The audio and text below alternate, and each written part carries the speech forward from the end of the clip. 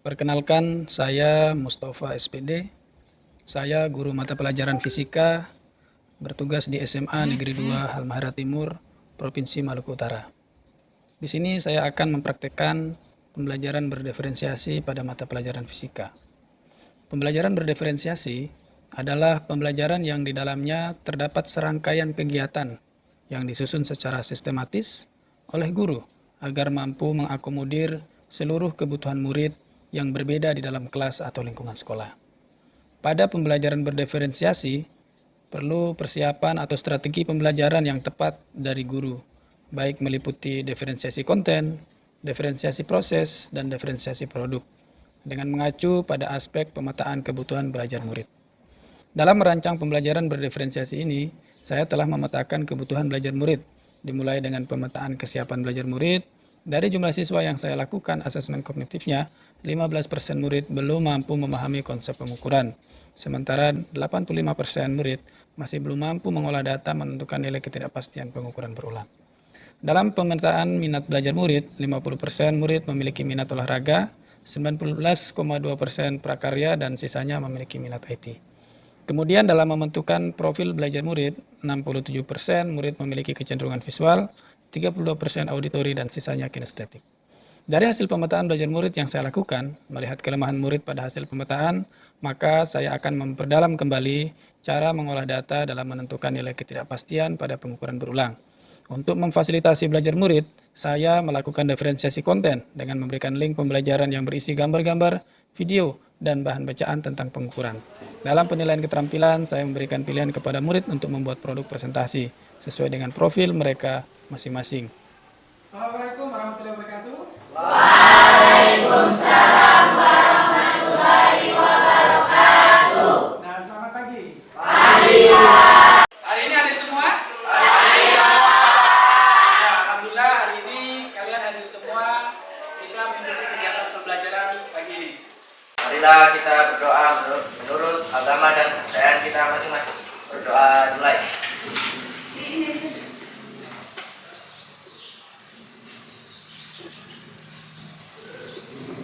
Berdoa selesai. Oke, baik. Selanjutnya anak sekalian, di meja kalian sudah terdapat 3 lembar kertas dengan warna yang berbeda. Alhamdulillah semuanya memilih warna pink yang menggambarkan bahwa suasana hati kalian pada hari ini dalam keadaan senang. Masih ingat kesepakatan kelas kita? Masih, Pak. Apa itu? Saya akan membacakan beberapa pernyataan. Jika pernyataan benar, maka Anda mengangkat tangan kanan. Dan apabila pernyataan itu menurut Anda salah, silahkan angkat tangan kiri. Siap. Oke. Mikrometer setrum memiliki tingkat ketelitian 0,01 mm. Benar atau salah? Oh, luar biasa, kamu langsung angkat duluan. Oke, terima kasih. Baik, kami perhatikan. Bagaimana ketika mengukur, alat yang digunakan sebenarnya kurang teliti atau kurang tepat. Jika alat yang digunakan kurang teliti, maka akan menghasilkan pengukuran yang tidak akurat. Ya, ada lagi yang lain? Ada, Pak. Ya, silakan Elsie. Ketika dalam mengukur, alat sangat berpengaruh kepada hasil pengukuran. Sehingga untuk mendapatkan keakuratan, maka pengukuran dilakukan lebih dari 1 kali untuk mendapatkan ketelitian pengukuran. Ya, bagus sekali jawabannya. Kita berikan aplaus buat. Pada hari ini kita akan mempelajari materi tentang pengukuran berulang. Dengan tujuannya adalah untuk mengetahui nilai ketidakpastian pada pengukuran tunggal dan pengukuran berulang. Jadi kalian akan dibagi dalam beberapa kelompok. Baik, sekarang kalian sudah berada di kelompok masing-masing nih. Jadi saya sudah menyiapkan LKPD-nya, lembar kerja peserta didik. Sudah siapkan bahan bacaannya berupa link, ya. Jadi Anda bisa lihat. Jadi di situ ada link video, nanti Anda bisa akses. Kemudian juga ada bahan bacaannya. LKPD setiap kelompok berbeda ya. Jadi setiap kelompok mendapatkan bagiannya berbeda-beda. Nanti masing-masing kelompok akan mengambil alat dan bahan sesuai dengan LKPD yang didapat. Bisa dipahami? Bisa. Silakan masing-masing kelompok untuk mengambil alat dan bahan sesuai dengan LKPD yang didapat.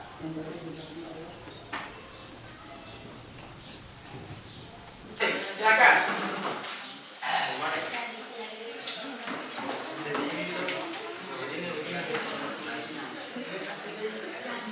Nah, selanjutnya kita akan melakukan pengambilan data pada pengukuran berulang. Nah, ini yang beda tempatnya. Kita akan menuju ke taman baca. Oke? Silakan semuanya menuju ke taman baca. Ini kelompok yang sudah mendapatkan data dan mengolahnya, silakan memilih media presentasinya, baik yang mau memilih video atau poster. Jika sudah selesai, sekarang kita lanjut pada sesi yang selanjutnya, yaitu sesi presentasi. Ya. Siapa yang mau tampil duluan? Kami Pak, kelompok 1. Oke, baik. Silakan kelompok 1. Kelompok 1 akan menayangkan video hasil kerja kami.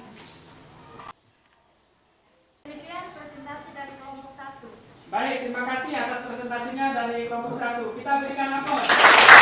Pak, Ya, silakan Nurdin.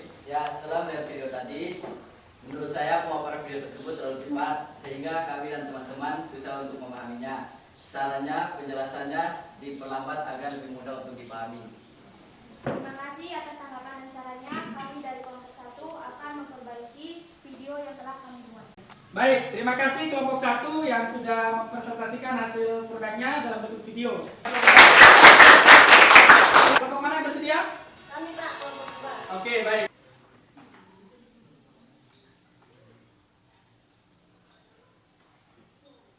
Saya Pak. Silakan Agil. Baik, terima kasih. Saya mau bertanya tentang bagaimana menentukan ketidakpastian relatif dalam pengukuran menggunakan mikrometer skrup. Ya, baik.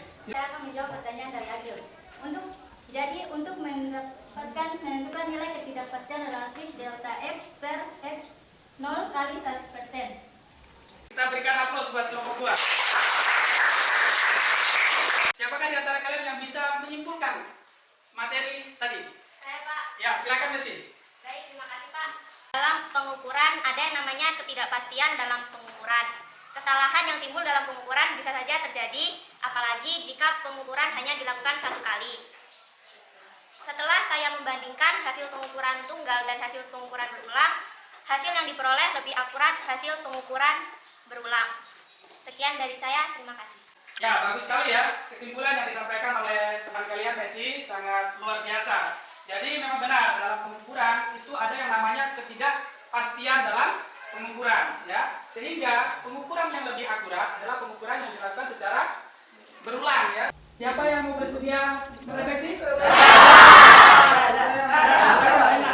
Ya, terima kasih Pak. Saya sangat senang sekali mengikuti kegiatan pembelajaran hari ini. Saya dapat mengetahui cara mengukur menggunakan alat ukur seperti mikrometer skrup dan meteran.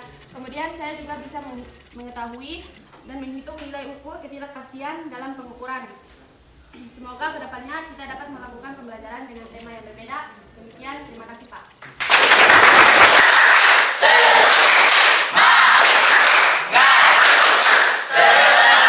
Akan membagikan beberapa soal untuk melihat sejauh mana kemampuan kalian dalam menyelesaikan soal-soal untuk mengetahui ketidakpastian dalam pengukuran. Bersedia? Bersedia. Saya bagikan soalnya. Jadi pertemuan kita cukup sampai di sini. Semoga kita sehat-sehat dan bertemu di pertemuan berikutnya. Bapak kasih bocoran untuk pertemuan berikutnya. Kita akan masuk pada capaian pembelajaran yang baru, ya, yakni tentang energi terbarukan. Silakan nanti Anda googling, cari informasi sebanyaknya terlebih dahulu. Terima kasih. Wassalamualaikum warahmatullahi wabarakatuh. Waalaikumsalam warahmatullahi wabarakatuh. Video pembelajaran diferensiasi yang dibuat oleh Bapak Mustafa sangat bagus sekali karena akan mengizinkan siswa untuk memberikan hasil yang berbeda-beda, di mana siswa boleh membuat presentasi, ada yang membuat video, dan juga ada yang menyampaikan secara langsung. Hal ini membuat siswa bisa berkreasi sesuai dengan potensi yang dimilikinya. Pembelajaran kemarin menarik, mudah dipahami, dan teman-teman saya juga merasa senang.